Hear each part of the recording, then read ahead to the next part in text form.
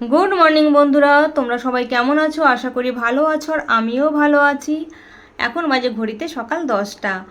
আর এই যে আমি আজকে অনেকটা বেলা করে ফেলেছি ছাদে আসতে আসতে, কেননা আমি আমার ডগি দুটো অলিভ আর রেক্সকে আজকে শ্যাম্পু করিয়ে স্নান করিয়েছি। এই কারণে আমাকে আজকে ছাদে আসতে দেরি হয়েছে। আর ছাদে এসে দেখি প্রচণ্ড রোদ্দুর, মানে 43 ডিগ্রি বলবো না, আজকে মনে হচ্ছে আমার 45 ডিগ্রি রোদ্দুর লাগছে গায়ে।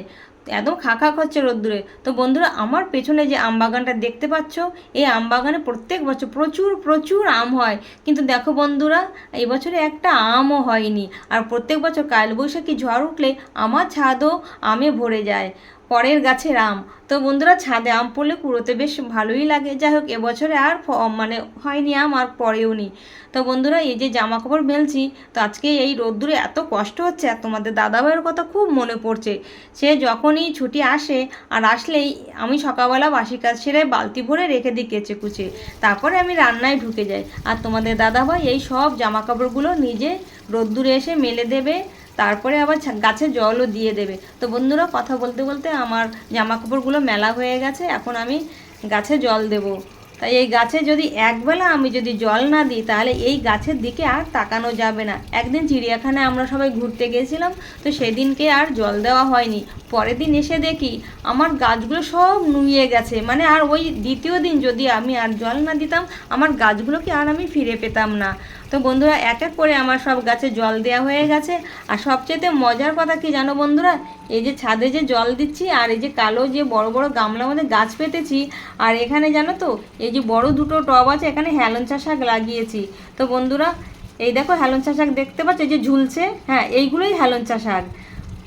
একদিন নিয়ে রান্না করেও খেয়েছি, খুব মজাদার। মানে ছাদে গাছ লাগিয়ে যে মানে সেই শাকগুলো নিয়ে খাওয়া যাবে।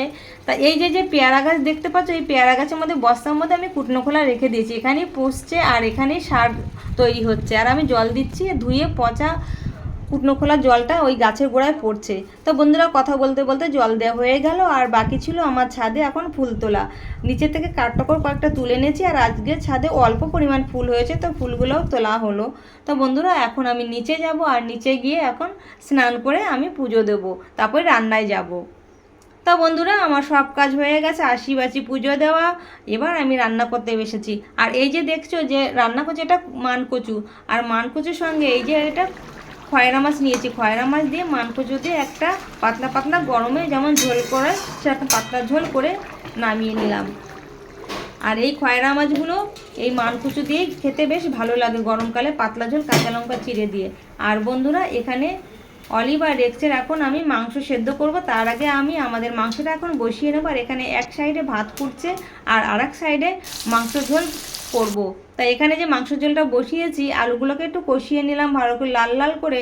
তো বন্ধুরা, আমার বিয়ের পরে মনে পড়ে প্রথম আমাকে বলেছিল যে নতুন বউ মাংস রাঁধবে, কিন্তু সেই সময় না আমি ভয় পেয়ে গেছিলাম যে বড় মানে একান্নবর্তী পরিবার, আমি কি করে রাঁধবো। কিন্তু তোমাদের দাদাভাই আমার সবসময় হেল্প করেছে।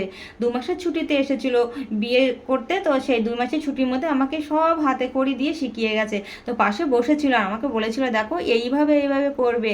আর প্রত্যেকটা কাজই আমাকে হাতে ধরে সেই হাতে খড়ি দেওয়ার মতো আমাকে শিখিয়েছে। তো বন্ধুরা, আমি মিক্সিতে মশলা আগে থেকে করে রেখেছিলাম, আদা রসুন কাঁচা পাকা লঙ্কা আর 3টে শুকনো লঙ্কা দিয়েছি, আর জিরে দিয়ে ভালো করে এটাকে কষিয়ে নিলাম।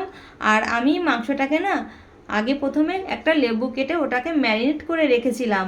আর আজকে জানো তো বন্ধুরা, আমাদের এখানে মাংসের দাম প্রচণ্ড বেশি, আজকে 270 করে। তোমাদের ওখানে কত করে বন্ধুরা অবশ্যই কমেন্ট করে জানাবে। আর এখানে মাংসটা বেশ কষানোও হয়ে গেল, আর আমি কষাতে কষাতে না আমি আমার দৌড়ে ছাদে চলে গেলাম, তোমাদের দেখাতে ভুলে গেছি, আমার ছাদে না টমেটো গাছও হয়েছে, সেখান থেকে 2টো টমেটো এনে আমি মাংসের মধ্যে দিয়ে দিলাম। আর বন্ধুরা, এখানে ডান দিকে অলিভের মাংস আর রেক্সের মাংস সেদ্ধ হচ্ছে, আর এখন আমি মাংসের মধ্যে আলুও দিয়ে দেবো। আর ভাতটা তো অলরেডি হয়েই গেছে, দেখে বুঝতেই পারছো 2টো উনুনে 2টো রান্না চড়েছে। তো বন্ধুরা, এইভাবে কষিয়ে নিয়ে এবার আমি মাংসের মধ্যে জল ঢেলে দেবো। তো এইভাবেই তোমাদের দাদাভাই আমাকে প্রথম মাংস রান্না শিখিয়েছিল। আর মায়ের বাড়ি থাকতে তো মাই করতো, আমরা তো রান্নাঘরে হেসে ঢুকতামই না। তো যাই হোক বন্ধুরা, আমার মাংস ঝোল রান্না হয়ে গেল। আর এদিকে আমি এখন গরম ভীষণ লাগছে, তাই একটু টক দই খাবো, দই খেতে বসে গেলাম। এত গরম লাগছে, আজকে আর শরবত খাবো না, দইয়ের লস্যি হবে না। তো তো বন্ধুরা, আমার মতো এরকম টক দই খেতে তোমরা কে কে ভালোবাসো অবশ্যই কমেন্ট করে জানাবে। আর আজকে কিন্তু আমি দই লস্যি করিনি। তো বন্ধুরা, রাখি তাহলে, টাটা।